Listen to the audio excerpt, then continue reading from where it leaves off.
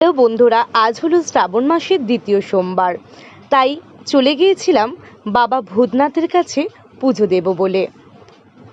যেমন কথা তেমন কাজ, ভাবা আর কাজ একসাথে করে ফেললাম। চললাম বাবার কাছে বাবার টানে। চলো তোমাদেরকেও নিয়ে যাই। এখানে পাশে দেখতে পেলাম মেলা বসেছে, হরেক রকম মেলা রয়েছে, ইয়াররিংস থেকে শুরু করে বাবার প্রয়োজনীয় সামগ্রী। আজ দ্বিতীয় সোমবার, তাতেই কিন্তু এত ভিড় সকালের দিকে। এই যে কথিত আছে ভূতনাথ মন্দির, এটি কিন্তু অনেক প্রাচীন মন্দির। সামনেই রয়েছে নিমতলা শ্মশান। তো তোমাদেরকে চলো প্রবেশ করাই। তার আগে একটু পরে নিলাম তিলক। তিলক পরতে মন্দিরে এসে বেশ ভালোই লাগে। বাবার আশীর্বাদ মনে হয় যেন পেয়ে গেলাম। এরপরে চললাম মন্দিরের ভেতরে। মন্দিরের ভেতরে ভিডিওগ্রাফি সেরকমভাবে অ্যালাউ নেই, তাও চেষ্টা করব তোমাদেরকে দেখানোর জন্য। হর হর মহাদেব, হর হর মহাদেব, বম ভোলে।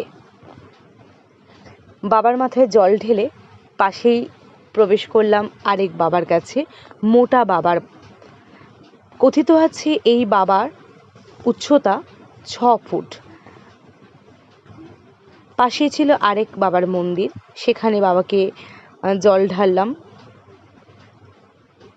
তারপর বাবারকে স্নান করিয়ে বাবার চরণামৃত গ্রহণ করে উপোস ভাঙলাম।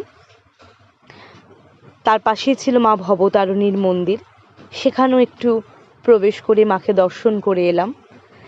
এই মোটা বাবার মন্দিরে যে ধ্বংসাবশেষ তোমরা দেখতে পাচ্ছ, এইটা নির্মাণের অনেক রকম নাকি চেষ্টা করা হয়েছে, কিন্তু নির্মাণ করা পসিবল হয়নি।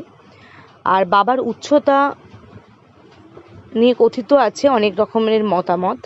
তবে এখানে শোনা যায় নিমতলার গামী যে মৃতদেহ আসে, তাই সেই বর্ষ দিয়ে নাকি বাবাকে স্নান করানো হয়। এবং কথিত এটাও আছে যে এই বাবা নাকি খুব চঞ্চল, মাঝে মাঝে নাকি হেঁটে হেঁটে গঙ্গাও নাকি চলে যেতেন।